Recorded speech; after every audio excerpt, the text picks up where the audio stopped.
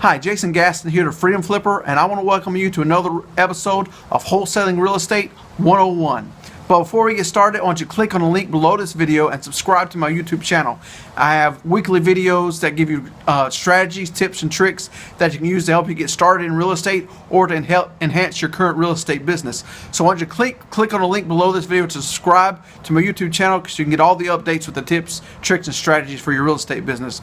Also, in the description below this video, I want you to click on the link where it says flippingfreedom.com. When you click on that link, you can enter your email address and get a free video that shows you how to go to $0 to $25,000 in only 14 days wholesaling real estate. So subscribe to my YouTube channel and go to flippingfreedom.com, enter your email address, and get your free video right away.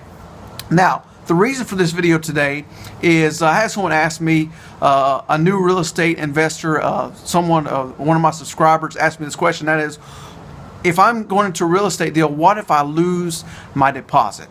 Now, the first thing I want you to realize is before you go out and market to find properties, you need to research your market and find out where the cash sales are at, because that's the area you want to market to find your real estate deals. So, but not only do you want to know where the cash sales are, you want to know what the price of the cash sales are, and what the price that properties in the same condition as the property you're considering putting under contract for a real estate deal. You want to know what the cash sales are for that type of property in the area. So to make sure you don't lose your deposit, first thing you want to do is make sure you research your area, find out what the cash sales are, what the price they are, and what they are considered to the property that you're considering doing a wholesale deal. So first thing you need to do to make sure you don't lose your deposit is to research your area, find out where the cash sales are and what the cash sales are of property similar to the property you would be considering wholesaling. Not only do you need to consider the cash sales in the area, but you also need to make sure that you write the contract up to protect yourself in the deal.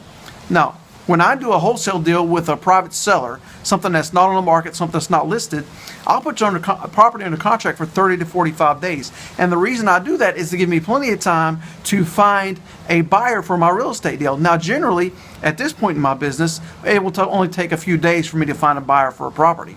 But when I got started, that wasn't the case. I was still building my buyers list. So if you're just getting started, you want to make sure you give yourself put a house under contract for 30 to 45 days to make sure you have time to find a buyer. Now, if you work your contract correctly, the contract that I use, when I put a contract a property under contract for 30 to 45 days, then my inspection period is for the entire 30 to 45 days of the contract. So not only do I have a long time to find a buyer, but I also have an inspection contingency. So if something were to come up, maybe their house needs more work than I first thought it need. Maybe the buyers, I miscalculated the cash sales, so the price needs to be a little lower so I can renegotiate. But what I do is give myself an inspection period. And if you market the property to buyers, you put out signs to find some buyers for the property, and you don't get anybody to come in, and maybe the prices that are coming are a little lower, then if you have your inspection period, you can go back to the seller and you can renegotiate the contract and say, based on the repairs that this property needs and based on the cash sales in the area, I need to buy this house for a little bit less, and maybe you can renegotiate, and that way you can renegotiate to a point where you can make a few $1,000s on that deal. So what if you lose your deposit? First of all, research your market, find out what the cash sales are to make sure you're getting a good deal to begin with. Second, make sure you put your property under contract for 30 to 45 days to give you sufficient time to find a buyer. Number three, make sure that you have an inspection period in your contract. So if something were to happen, maybe the property needs more repairs than you first thought, or maybe it's tougher to find a buyer, maybe the sales are a little lower than you thought, then you have a way out.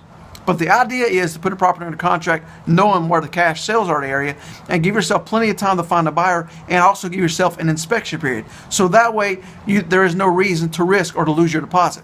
Now, next question, have I ever lost a deposit?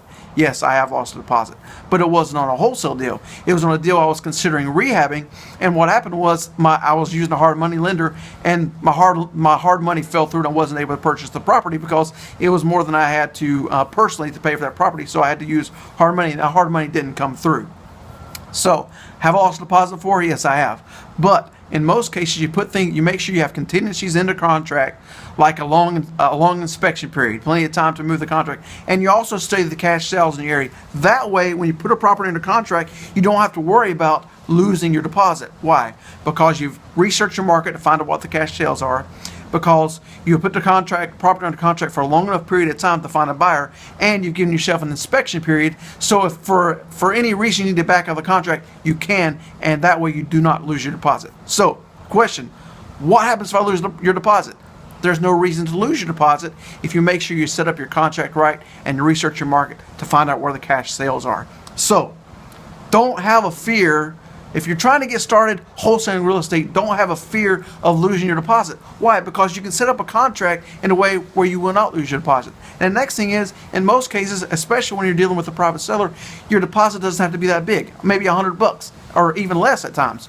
But if you're scared about, don't have a fear, don't let fear of losing your deposit stop you from getting started in real estate, because you can research your market to find the cash sales. You can put a property under contract with plenty of time to find a buyer, and also you can make sure you have an inspection period so you can get back out of the deal if you need to, because maybe the repairs are too much or your offers are coming in lower than you thought.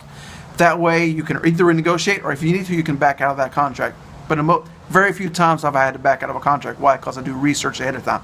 So to answer your question, what if I lose my deposit? There's no reason to lose your deposit. Make sure you set up your contract where you have an exit, a way out, if something were to go wrong. So, Wholesaling Real Estate 101. Thanks for watching, and I'll see you on the next video.